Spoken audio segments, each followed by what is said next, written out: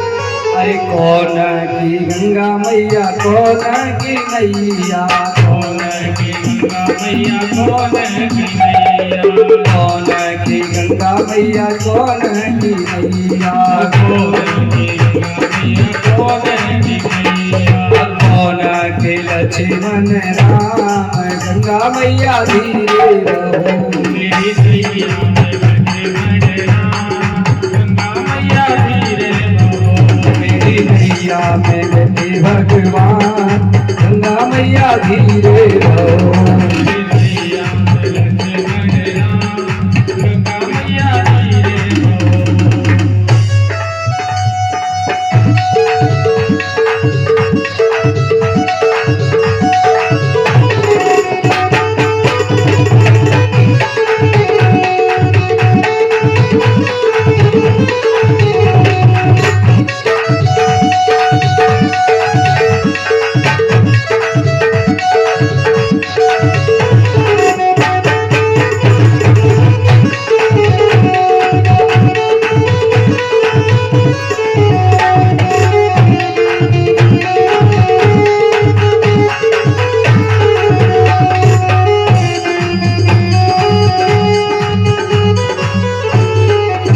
भागीरथ की गंगा मैया केवट की नैया भागीरथ की गंगा मैया केवट की नैया भागीरथ की गंगा मैया केवट की नैया भागीरथ की गंगा मैया केवट की नैया राजा लक्ष्मण राजा दशरथ के लक्ष्मण राम गंगा मैया मेरी नैया में लक्ष्मण राम गंगा मैया धीरे रहो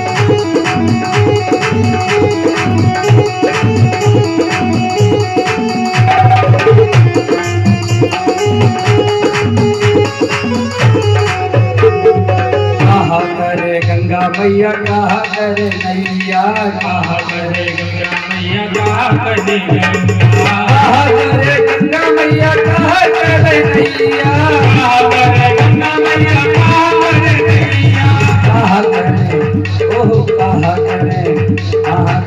करे लक्ष्मण राम गंगा मैया मेरी नैया में लक्ष्मण राम गंगा मैया धीरे रहो मेरी नैया में लक्ष्मण राम गंगा मैया धीरे रहो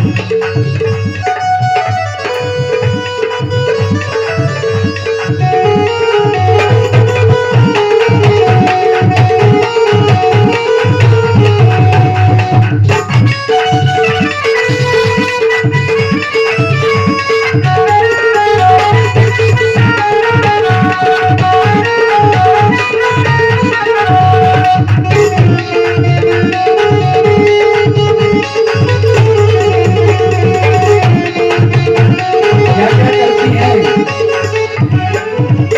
गंगा मैया और नैया दोनों मिल क्या करती है अरे पाप काटे गंगा मैया पार करे नैया आप काटे गंगा मैया पार करे नैया पाप काटे गंगा मैया पार करे नैया काटे गंगा मैया पार करे नैया दर्शन को आहा दर्शन को ओहो दर्शन को लक्ष्मण राम गंगा मैया धीरे रहो मेरी नैया में लक्ष्मण राम गंगा मैया धीरे रहो मेरी नैया में लक्ष्मण राम गंगा मैया धीरे रहो मेरी नैया में लक्ष्मण राम गंगा मैया धीरे रहो मेरी नैया में लक्ष्मण राम गंगा मैया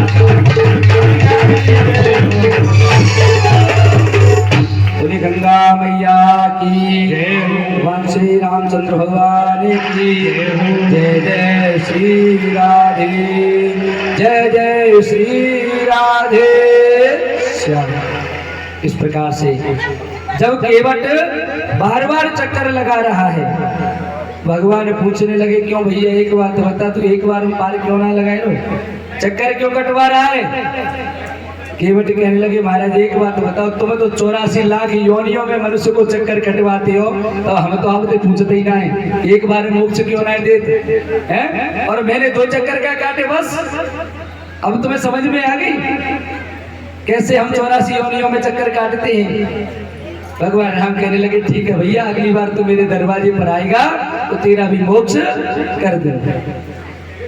आज पार उतरे हैं, उतर ठाड़ भये सुरसर रेता। सुसरी के रेत में आकर के, माँ गंगा के रेत में आकर के खड़े हो जाते हैं। और भगवान ने जब उतराई देने के लिए देखा कि मेरे पास तो कुछ है ही नहीं, सिय जानन हारी और मन मुदरी मन मुदिता उतारी। पत्नी ऐसी होनी चाहिए जो अपने पति के मन की बात को जानती है।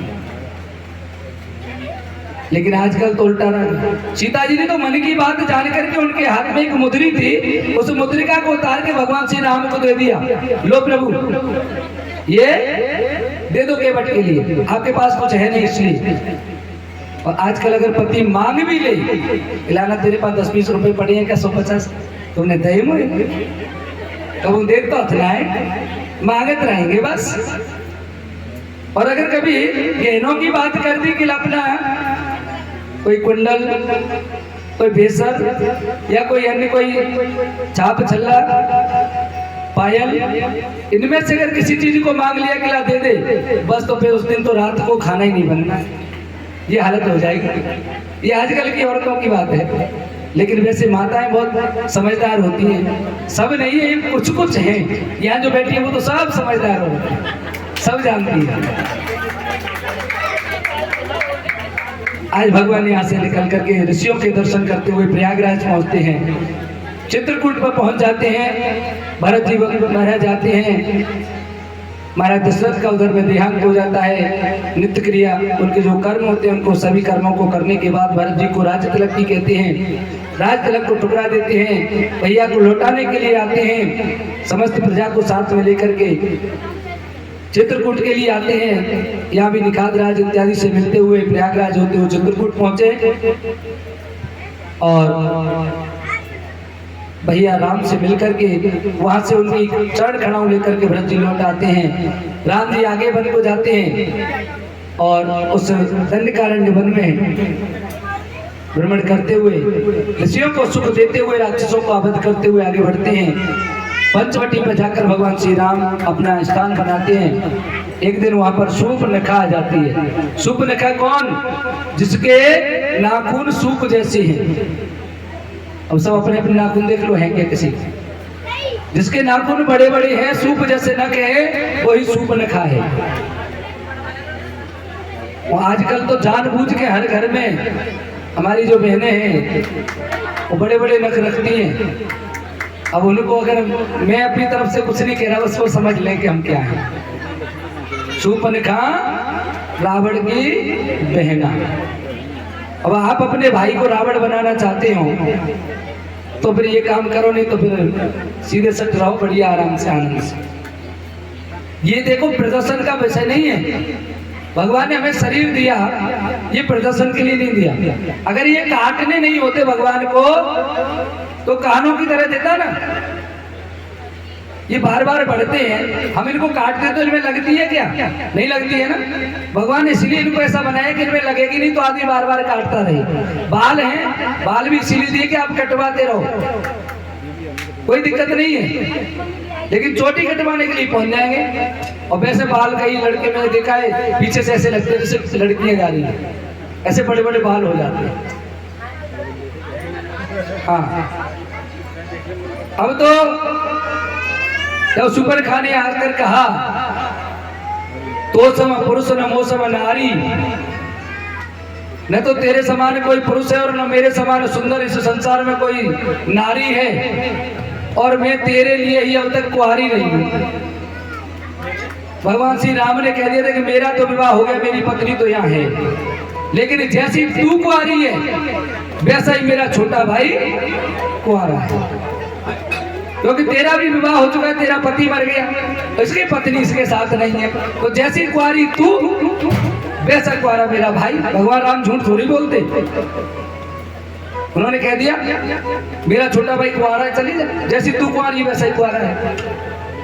और जब वहां गई तो उन्होंने कह दिया कि देख मैं तो उनका दास हूँ और पराधीन से बने सुख नहीं, मैं तो उनके अधीन रहने वाला हूँ, तेरे लिए कोई सुख नहीं दे सकता, उनसे ही विवाह कर। जब वहां पहुंची तो फिर उन्होंने कह दिया कि जा अब की बार चली जा, और जब लक्ष्मण से इशारा कर दिया, इसको सुंदरता पे बड़ा घमंड है और सुंदरता नाक आंख कानों की है। जैसे ही पहुंची लक्ष्मण जी ने अपना धनुष उठाया, बाण उठाया, चोट लगी नाक पर और कट गई रे, नाक में से खून बहने लगा। पहुंची खरदूषण दूसरा के पास में, ये भी आए लड़ने के लिए। भगवान राम की छवि को देख करके इन्होंने कहा कि ये लड़ने लायक नहीं है, इससे कह दो कि अपनी भार्या को छोड़ के चला जाए, हम इसे क्या मारेंगे। उन्होंने भी कह दिया हम तुम्हारे जैसे मृग बनिया करने के लिए निकले हैं, अर्थात हम शिकार खेलने के लिए निकले और तुम्हारे जैसे मृगों को हम भी ढूंढते फिरते हैं। उनको वरदान था आप अपने ही लोगों से मारे जाओगे एक दूसरे से। भगवान ने सम्मोहनी विद्या का वहां पर प्रभाव दिखाया, एक दूसरे को राम दिख रहे हैं और आपस में मरकट के नष्ट हो गए, कई अक्षौणी सेना वहां पर खत्म हो गई। जब सुपर्णखा पहुंचती है रावण के पास, उसको खबर दी तो रावण सोचने लगा कि खरदूषण वो सम बलवंता और मार सके को बिनु भगवंता, बिना भगवान के उनको मारने वाला कोई है नहीं, हो सकता है भगवान का अवतार हो गया। और तामस देह भजन नहीं हुई, तामसी देह भजन तो कर नहीं सकता हूँ, इसलिए बैर करूंगा जाकर, हट बस उससे बैर करूंगा। और बैर करूंगा तो बैर कैसे हो भाई, हमारी न तो वो खेत जोतने के लिए आ रहे हैं कि बैर हो जाए, ना हम उनका खेत जोतने जा रहे हैं, उनके साथ सुंदर स्त्री है। राम वन में भटक रहे हैं, उनके पास कुछ नहीं है, केवल कुटिया में रहने वाले राम हैं, लेकिन वो इस बात से संतुष्ट हैं कि मेरी सीता जैसी भी है, मेरे पास जैसा भी खाने के लिए है, उसमें संतुष्ट हैं। इसलिए राम विजयी हुए और रावण के पास जिन पंचकन्याओं में नाम आने वाली मंदोदरी है, उसके बावजूद भी उसको संतुष्टि नहीं हुई और दूसरे की भार्या को चुराने के मकसद से गया है, इसलिए उसकी पराजय हुई। ध्यान रखें, हमारे पास जैसी भी है अपनी है, अगर उससे हम संतुष्ट हैं तो जीवन में हमको कोई हरा नहीं सकता है। अगर दूसरों की स्त्री की तरफ अगर हमको दृष्टि डालते हैं तो हमें फिर कोई नष्ट होने से बचा नहीं सकता। आज मारीच का सहारा लिया, क्या राम नहीं जानते थे कि सोने का मृग नहीं होता, लेकिन इन्होंने तो सीता जी को पहले ही बोल दिया, इनको पता था कि अब निश्चित रूप से आपके साथ छल होगा, जब तक करो निशाचर नासा और तब तक करो अग्नि में वासा। क्या सीता जी अग्नि में घुस गई? एक आध कोई घुस के दिखा दो, उंगली भी डाल के दिखा दो।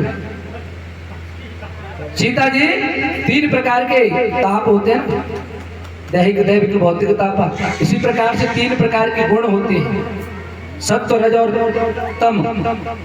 भगवान श्री राम को पता था, एक बार माता जानकी लक्ष्मण जी के लिए खीर, दशरथ जी के लिए खीर परोस दी, उसमें एक तिनका गिर गया, उन्होंने जैसे उसको उठाया, माता जानकी ने तिरछी दृष्टि से देख लिया, वो तिनका जल करके भस्म हो गया।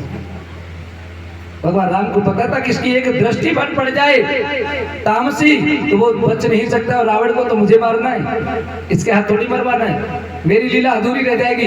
इसलिए भगवान राम ने कहा कि हे सीते, आप अपना जो तेजस है, जो तमोगुण है, गुस्सा का गुण है, उस गुण को आप अग्नि में प्रवेश करें, उसको जल करके राख कर दो।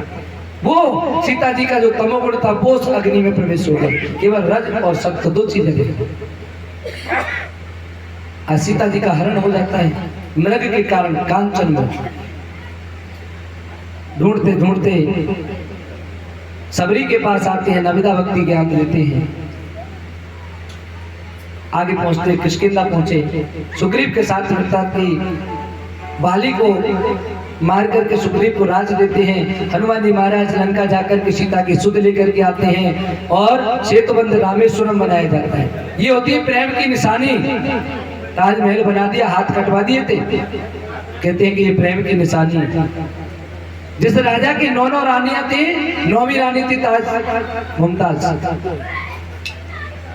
14वीं क्या 13 से उसका पेट नहीं भरा, ये 14वीं से प्रेम करने को मिला था उसको। भगवान श्री राम एक नार एक व्रत नेमा, एक ही नारी है और एक ही व्रत है कि एक ही नारी जी आजीवन रखूंगा। ये होता है प्रेम। एक से प्रेम हो सकता है, 14, 15 से प्रेम नहीं होता।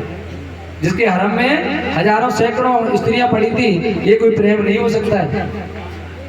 ये हवस थी उसकी। प्रेम की निशानी ताजमहल को नहीं कर सकते। सेतुबंध रामेश्वरम प्रेम की निशानी, जिसने अपनी भार्या के पास पहुंचने के लिए 400 योजन तक पुल बना करके तैयार कर। टीम भी बनाई तो किनकी? बंदर भालुओं की, क्योंकि उनको मालूम था कि इंसान कभी भी धोखा दे सकता है, लेकिन ये जानवर हैं, ये अपनी जान मार देते हैं, लेकिन ये धोखा नहीं देते। इसलिए बंदर भालुओं को अपना साथी बनाया।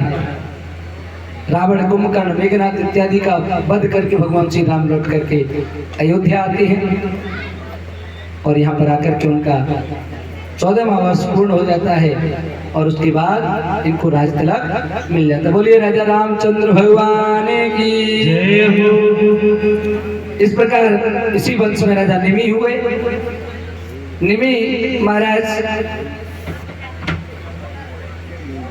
ये हमारी पलकों पर इनका निवास है। एक बार गुरु वशिष्ठ, थोड़ा सा इस कथा को मैं आपको समझा रहा हूँ, उसके बाद हम 5 बजने को हैं। हाँ, कृष्ण जन्म की ओर है, चंद्रवंश की ओर चलेंगे। निमि महाराज ने एक बार सोचा कि मैं 5000 वर्ष तक यज्ञ करने की सोच रहा हूँ, 5000 वर्ष यज्ञ करनी है। उस समय कोई बड़ी बात नहीं थी 5000 वर्ष यज्ञ करने में, क्योंकि उम्र ही 10,000 वर्ष है, तो 5000 वर्ष यज्ञ कर सकते हैं। गुरु वशिष्ठ से कहा, गुरु ने कहा कि मैंने इंद्र की 500 वर्ष की यज्ञ का पहले मैं होता बन चुका हूँ, पहले उसको 500 वर्ष यज्ञ करा के आ जाऊं, उसके बाद तुम्हारे यज्ञ को करवा दूंगा। उन्होंने सोचा कि मैंने सारी संविदा इकट्ठी कर ली, सारा सामान इकट्ठा कर लिया और इतने दिनों में 500 वर्ष में वो सामान खत्म हो जाएगा, लकड़ी सड़ जाएगी और जो सामान इकट्ठा किया वो खत्म हो जाएगा, बेकार हो जाएगा। इसलिए ये तो चले गए इंद्र का यज्ञ कराने के लिए। उन्होंने दूसरे अन्य संतों को बुला करके और उनके माध्यम से इन्होंने कार्य चालू कर दिया। जब लौट करके आए, देखा कि यहाँ तो यज्ञ चल रही है। निमि महाराज को श्राप दे दिया कि आप मेरे यजमान थे और मेरे यजमान होते हुए भी आपने दूसरे से यज्ञ कराई, मैं तुम्हें श्राप देता हूँ कि आप देह विहीन हो जाओ, इसी समय आप मृत्यु को प्राप्त कर। निमि महाराज ने भी श्राप दे दिया कि आपने बिना बात के, भाई आपने पैसे के चक्कर में कि मुझे इंद्र से भी धन मिल जाएगा, इधर राजा से भी आके धन ले लूंगा, ये धन के लालच में आकर के आपने मेरा, जब मैं 5000 वर्ष का यज्ञ कर रहा हूँ तो पहले मेरा यज्ञ स्वीकार करना था ना। आप मेरे पुरोहित थे, पहले मुझको यज्ञ कराते। आप इंद्र के पास क्यों गए? इंद्र के पास गुरु बृहस्पति थे, वहां करा देते, लेकिन तुमने पैसे के लालच में आके काम किया। इसलिए महाराज मैं भी आपको श्राप देता हूं कि आप इसी वक्त देह विहीन हो जाए। इस प्रकार निमि महाराज जब देह विहीन हो गए, उन्होंने सोचा कि अब क्या किया जाए, यज्ञ कैसे सफल किया। इनके शरीर का मंथन किया, पहले दाएं अंग का मंथन किया, इसमें से काला कलूटा सा व्यक्ति निकला, उसको पहाड़ों पर रहने के लिए भेज दिया गया, जिनको हम कलौत बोलते हैं। जो जंगल के जो जीव मनुष्य रहते हैं ना, भील लोग कहलाते हैं। उसके बाद दूसरे अंग का जब मंथन किया, इसमें से एक पुरुष पैदा हुआ, जिनको हम विदेह कहते हैं, जनक कहते हैं, क्योंकि ये केवल पिता से ही पैदा उत्पन्न हुए, इसलिए इनको विदेह कहा जाता है। बिना देह के उत्पन्न किया गया, इसलिए विदेह कहलाते हैं, जनक कहलाते हैं। राजा निमि को जब इनसे वरदान मांगने के लिए कहा देवताओं ने, तो कहा महाराज मुझे मनुष्यों के जीवों के सबसे जो इनको सबसे प्रिय अंग हो, उस अंग का मुझे निवास चाहिए। हमको सबसे प्रिय अंग क्या है? आंख सबसे प्रिय है। है कि नहीं? एक बार के लिए हाथ कट जाए तो कोई बात नहीं, एक हाथ से काम चला लेंगे। और अगर आंख थोड़ा सा कम दिखने भी लग जाए तो रबड़े बात बन जाती है, महाराज देखना गड़बड़ है। और आंख सबसे नाजुक भी है, अगर कोई कीट पतंगा हमारी आंख की तरफ आता है तो पलक उनको बचा लेती है, सुरक्षा के लिए। हमारी पलकों पर निमि महाराज का पहरा रहता है। जब हम सोते हैं ना, पलक झपकते तो निमि महाराज की वजह से झपकती है, ये भारी कर देते हैं पलकों को। बोले निमि महाराज की। जब इस प्रकार सूर्यवंश की कथाओं का विस्तृत वर्णन हुआ, श्री सुखदेव जी महाराज कहने लगे, अथात श्रूयताम राजन वंश सोमस्य पावन यस्मिन् नादयो भूपा कीर्त्यन्ते पुण्य कीर्तया। हे राजन, अब आपको मैं पवित्र चंद्रवंश की कथाओं का विस्तार पूर्वक आपको वर्णन करूंगा, जिसमें पवित्र एलादी राजाओं का वर्णन किया जाएगा। कहने लगे राजन, 1000 सिर वाले भगवान विष्णु, इनकी नाभि से ब्रह्मा जी, और ब्रह्मा जी के हुए उस कमल सरोवर से सप्तऋषि हुए, और सप्तऋषियों से इन्हीं में अत्रि ऋषि के हुए चंद्रमा, और चंद्रमा को ब्रह्मा जी ने अमृत अर्थात सोम दे दिया। और जैसे इसको अमृत मिला, इसको अहंकार हो गया कि अब मुझसे ज्यादा बड़ा और मुझसे अमर है कौन, ऐसा को जन्मो जग माही और प्रभुता पाई ताई मद नहीं। मद हो गया ऐसे, अपने ही गुरु की पत्नी, गुरु बृहस्पति की पत्नी का इसने हरण कर लिया। गुरु बृहस्पति और शुक्राचार्य में द्वेष था। शुक्राचार्य चंद्रमा की तरफ हो गए, क्योंकि कहते हैं ना, दुश्मन का अगर दुश्मन है तो वो दोस्त हो जाता है। ऐसे ही शुक्राचार्य बृहस्पति से बैर रखते थे। चंद्रमा ने उसकी पत्नी का हरण किया तो चंद्रमा को उसने शुक्राचार्य को अपना दोस्त बना लिया। सभी ने आकर के समझाया, इनसे एक पुत्र पैदा हुआ जिसका नाम है बुध। जब देवताओं ने आकर के कहा कि भाई इनकी पत्नी को दे दो, चंद्रमा ने पहले तो मना किया, लेकिन भगवान के समझाने पर कह दिया कि ठीक है, ले लो। पुत्र किसको दिया जाए?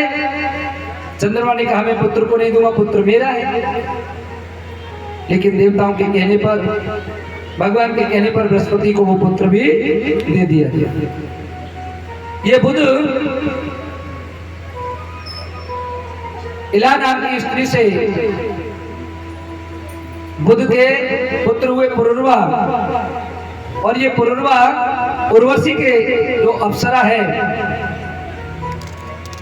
मित्रा वरुण के श्राप के कारण शरीर धारण करके पुरुरवा के पास आई और वहां उनके साथ में रही, रति क्रीड़ा की। बहुत समय तक इनके साथ रहकर के आनंद लिया। कुछ समय के बाद में जब इनका श्राप नष्ट हो गया,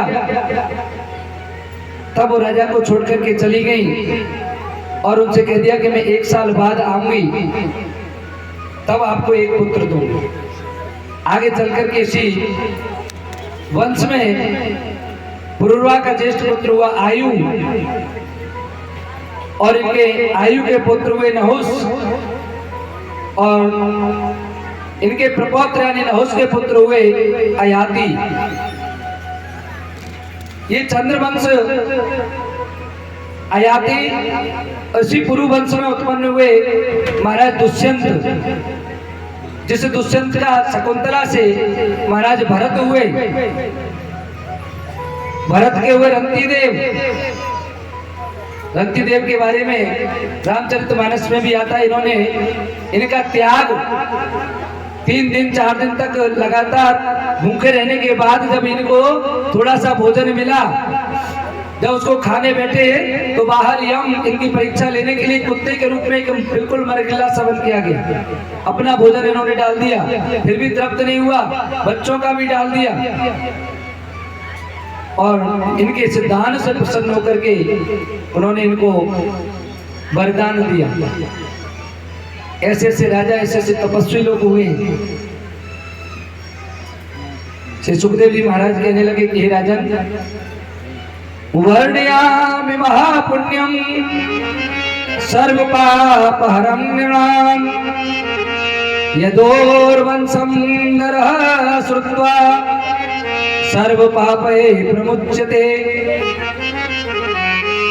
अब मैं आपको ऐसे वंश का वर्णन करके बताऊंगा जो सभी प्रकार के पापों का हरण कर लेता है, जिसका वर्णन या जिसको सुनने मात्र से हमारे सभी पाप तो नष्ट हो ही जाते हैं, साथ ही साथ इस यदुकुल का वर्णन सुनने से हमें सभी प्रकार की हमारी कामनाएं भी पूर्ण हो जाती हैं।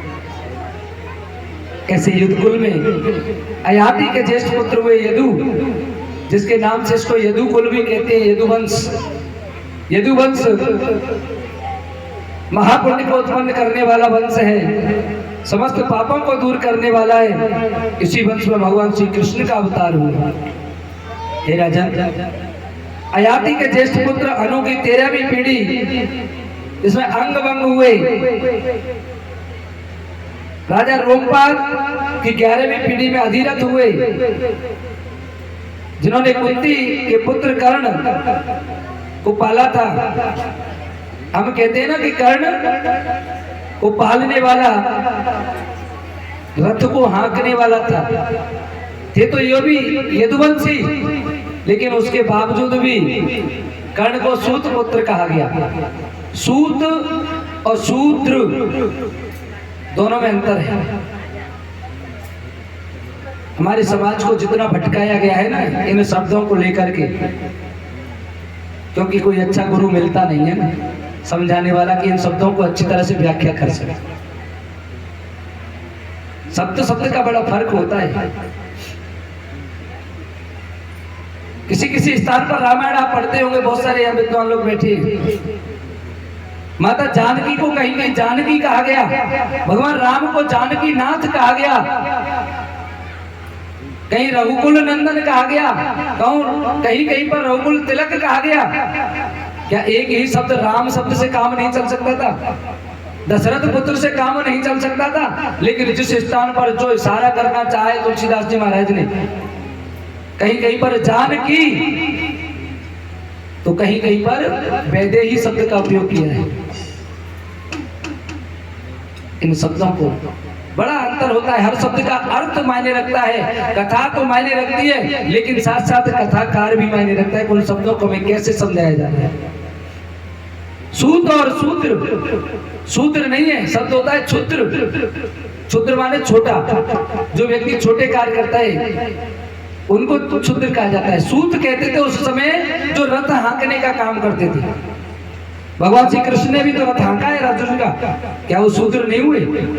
वो भी तो सूत हुए कि नहीं? लेकिन उनको कोई नहीं कहता है। बड़े करे तो लीला और छोटे करे तो उदंग लीला।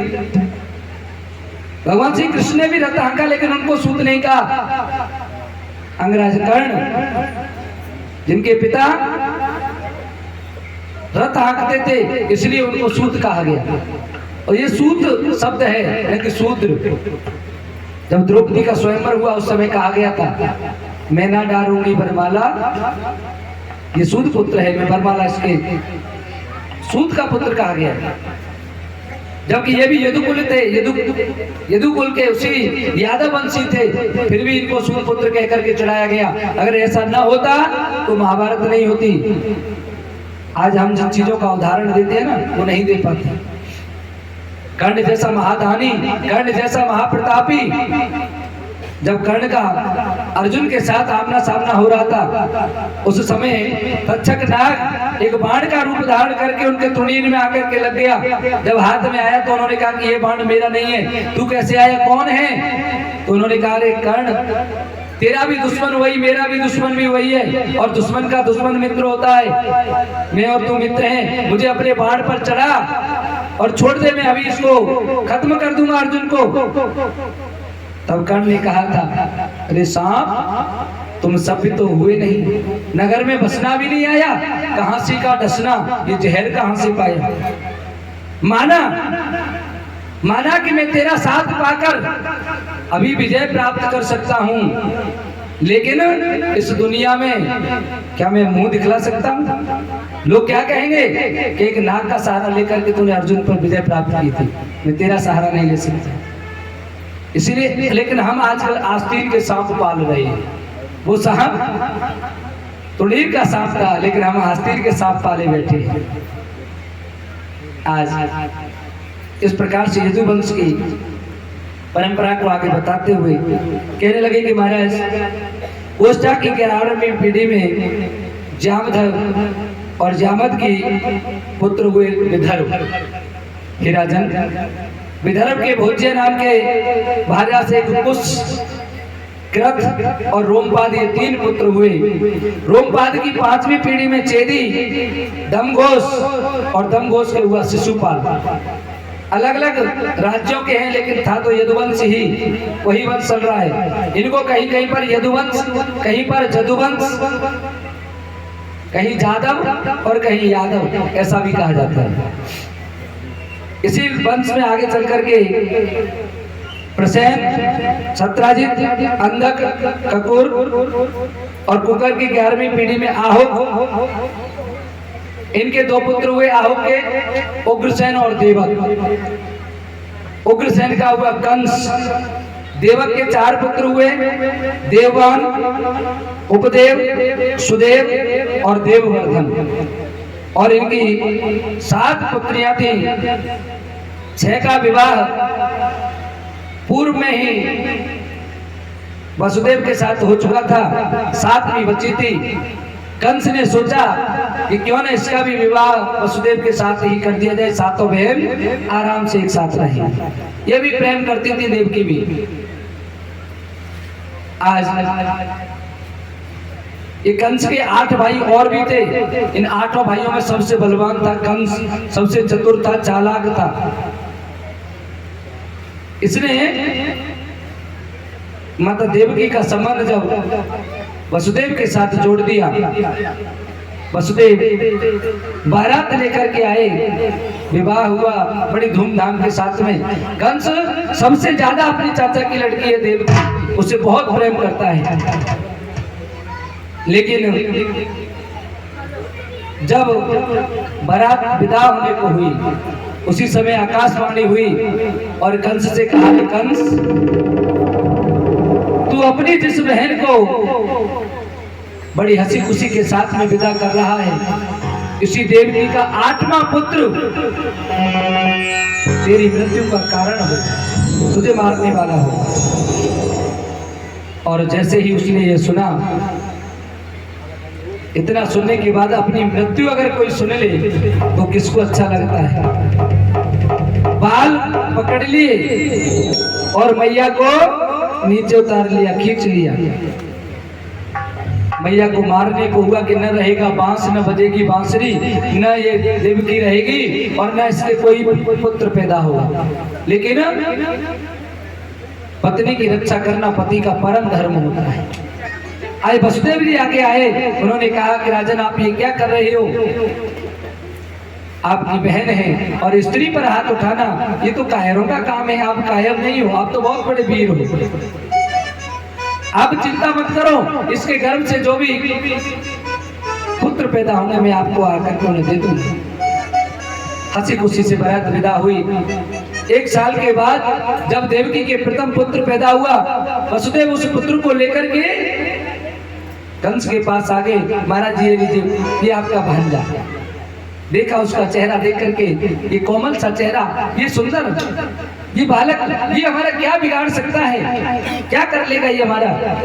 अर्थात इसको मारना बेकार है। मेरा तो मृत्यु का कारण 8वां पुत्र है, अभी से मैं इनको क्यों मारूं?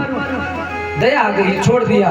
देवताओं ने सोचा अगर इसके दिल में दया आ गई, दया धर्म का मूल है, अगर इसको दया आ गई तो ये धर्म के मार्ग पर चलने लग जाएगा और फिर भगवान इसको मारने के लिए जन्म लेंगे। ये दुष्ट मरेगा कैसे? इसने जिसने अपने बाप तक को काल कोठरी में डाल दिया, स्वयं राजा बन बैठा है। अब तो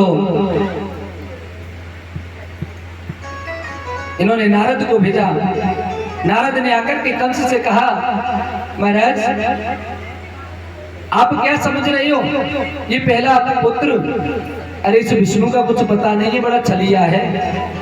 राजा बलि को देखो कैसे छल लिया, छोटा सा बन करके। इन देवताओं को पता है आकाशवाणी कर दी कि 8वां पुत्र मारेगा, और कहो तो पहले ही पुत्र के रूप में आ जाए। इनका क्या भरोसा, और जब तक 8वां होगा तब तक वो 8-10 साल का हो जाएगा, बड़ा हो जाएगा आपसे लड़ने के काबिल। एक अष्टदल कमल का पुष्प लेकर के दिखाया कि इसमें से किसी भी कमल के पुष्प में से आप प्रत्येक दल को गिन लो, 8 ही बैठेंगे। गोल जो वस्तु होती है उसमें अलग अलग चिन्हित कर लिया जाए, किसी भी चिन्ह से आप गिन लो, सब 8 ही बैठे। कंस भ्रमित हो गया, बुलाया वसुदेव को, पुत्र छीन लिया हाथों से और उसको पटिक शिला पर पटक करके मार दिया। वसुदेव देवकी को ले जाकर के कारागार में डाल दिया, एक एक करके, और 6 पुत्र इनके पैदा होते हैं। निर्मम हत्या कर देता है। बाल हत्या करने के कारण इसका पाप का घड़ा और भरने लगा। अब तो पहुंच गए शेषनाग अवतार, और भगवान से कहने लगे, प्रभु देखो ऐसा है, राम के अवतार में आप बड़े बने थे और आपने हमको वन वन बुलाया, आपने किसी से कुछ नहीं कहा। अब की बार हम बड़े बनेंगे, और देखो आपसे कोई बिल्कुल उंगली भी नहीं लगा सकता, हम प्रतिरोध करेंगे उसका। ठीक है भैया, आप नहीं मानते तो चले, आप बड़े बन जाओ। इधर में शेषनाग भगवान माता देवकी के गर्भ में आ गए, लेकिन भगवान को लगा कि यहाँ से निकलेंगे कैसे, इसलिए अपनी योग माया के द्वारा उनको आकर्षित करके संकर्षित करके माता रोहिणी के गर्भ में स्थापित कर दिया। आज यहाँ पर एक गर्भ का गर्भपात हो गया। कंस को पता लगा, प्रसन्नता से फूला नहीं समाया कि मेरे डर के मारे अब तो पहले से ही बालक मरे हुए पैदा हो रहे, गर्भपात हो गया। लेकिन उसे क्या पता कि तो रोहिणी के गर्भ में पहुंच चुके हैं। 8वें गर्भ के रूप में भगवान स्वयं आज बंदी गृह में कारागार में प्रकट होते हैं, और यहाँ पर आकर मैया से कहने लगे, जी भैया अब मैं आपके यहाँ प्रकट हो रहा हूँ। तो मैया कहने लगी, लाला तू तो यहाँ आ जाएगा रे, कंस तुझे ले जा करके मार देगा। कहा नहीं मैया, मुझे कोई नहीं मार सकता है, मैं उसको मारने के लिए तो आया हूँ। आज मैया कह रही है, बेटा यहाँ देख कैसे ऐसे तारे लगे हैं, ये पहरेदार खड़े हैं, कैसे तुझे इनसे बचाऊंगी। और मैया कह रही है, वो गाने लगे गुजराती ललन तुझे कैसे बचाऊं रे, तारे लगे गुजराती ललन तुझे कहाँ को बचाऊं रे, कहाँ से बचाऊं तुझे कहाँ पे छुपाऊं, कैसे बचाऊं तो ये कहाँ तू बचाऊं, कहाँ से छुपाऊं तुझे कहाँ पे छुपाऊं, कहाँ छुपाऊं तो ये कहाँ को बचाऊं,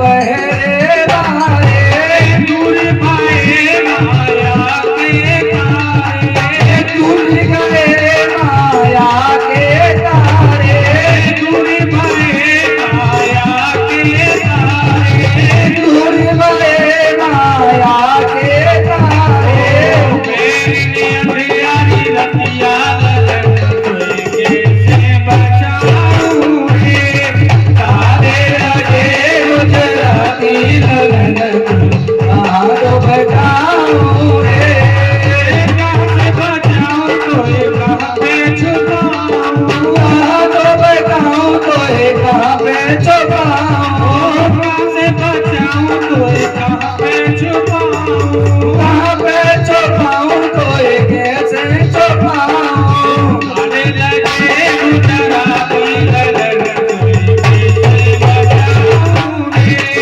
तारे लगे गुजराती लगन कोई कहाँ तो बचाऊं रे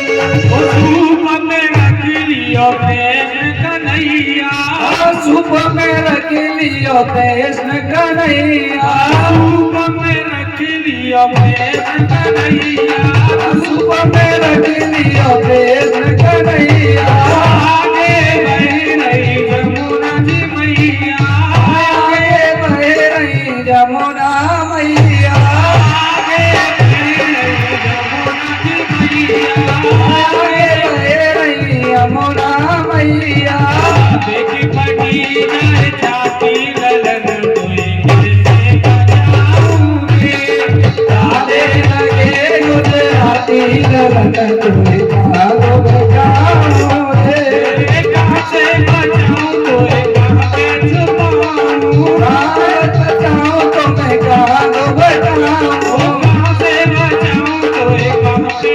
छुपाऊं कहाँ पे तो कहूँ तो कैसे बचाऊं ताले लगे गुजराती लगन कोई कैसे बचाऊं रे तारे लगे गुजराती लगन कोई कैसे बचाऊं रे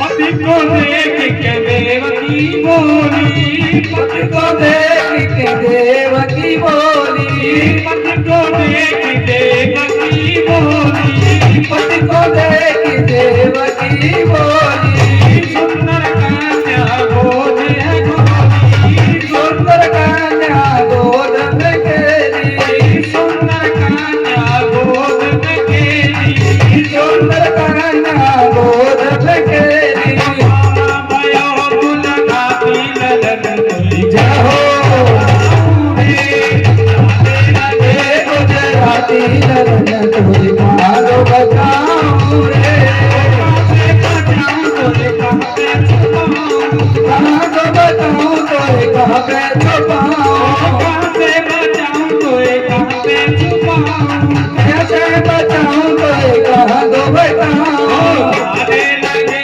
गुजराती लगन कोई कैसे बचाऊं रे तारे लगे गुजराती लगन कैसे बचाऊं रे तारे लगे गुजराती लगन कैसे बचाऊं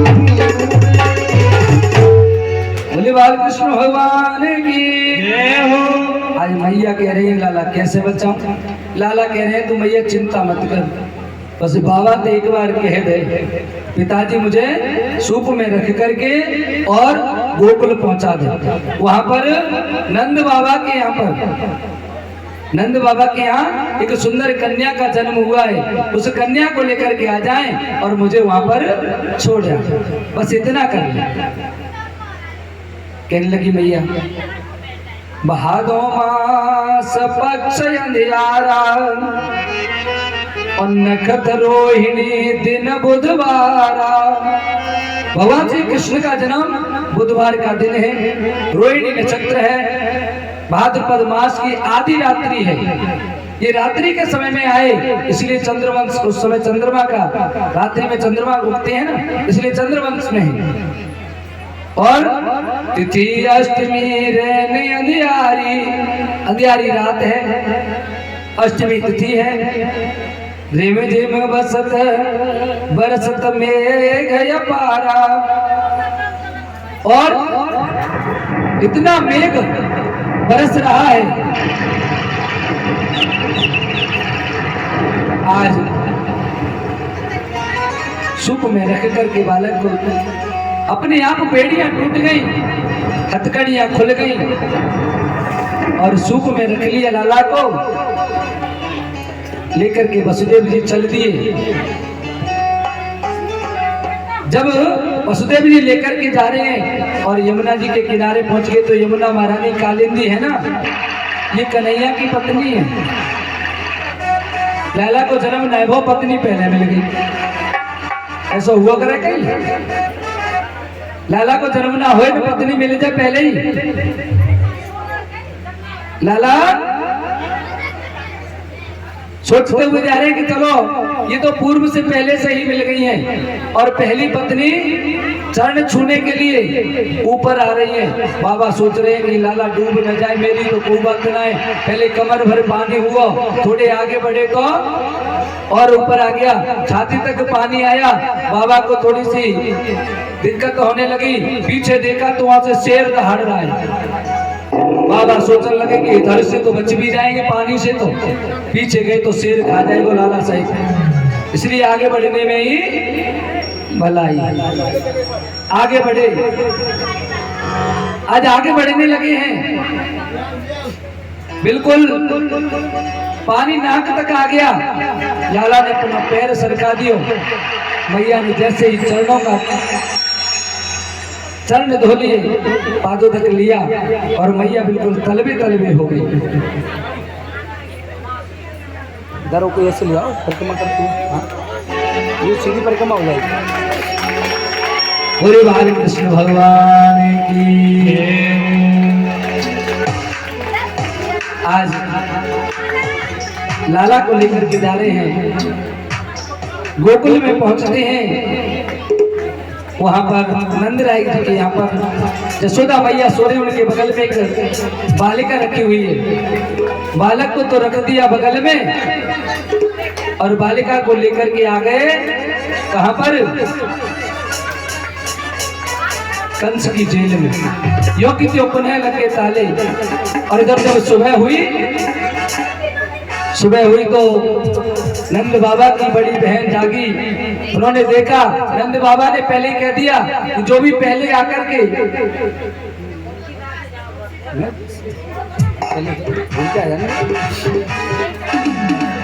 हाँ इन लोगों के बीच में होकर के चलता।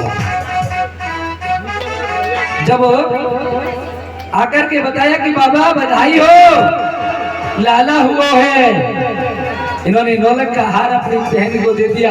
इतने में छोटी बहन आई, बाबा बधाई हो, आपके लाला हुआ है, अब मुझे क्या मिलेगा? बोले तेरे को भी नौलक का हार मिले। आज सबको नौलक का हार मिल गया और बधाई लोगों, जय हो, लाखों बार बधाई। नंद जी के अंगना में बज रही आज बधाई, बज रही आज बधाई, नंद जी के अंगना में बज रही आज बधाई। सवार बधाई लोगों, सवार बधाई लोगों, लाख बार बधाई।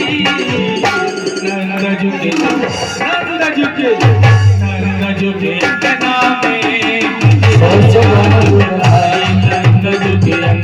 में बज रही आज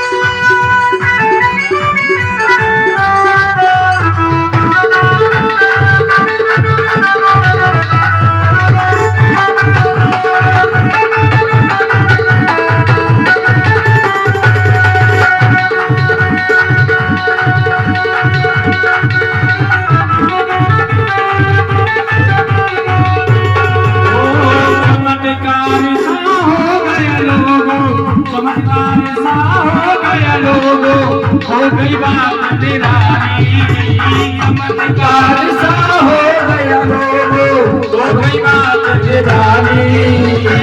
राती रात नंद बाबा की, राती रात नंद बाबा के गाड़ी हो गई काली, अंगना में रही आज बधाई, अंगना में रही आज बधाई।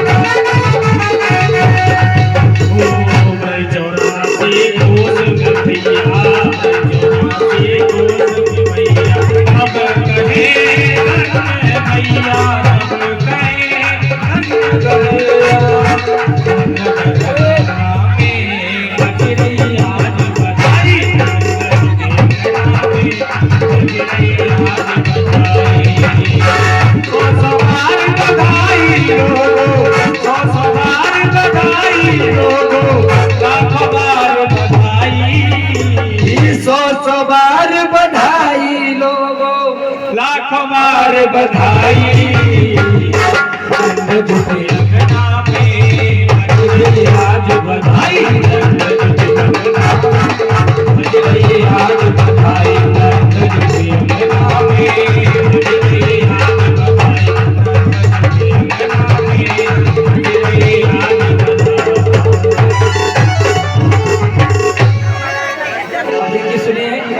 आप लोग पहले थोड़ा पीछे हटो, नीचे देखो कितनी बढ़िया आपके जो मिल जाए ये प्रसाद है प्रभु का। जरूरी नहीं है कि इसमें जी भर के पेट भर के होना है, जो मिल जाए वो ले लो।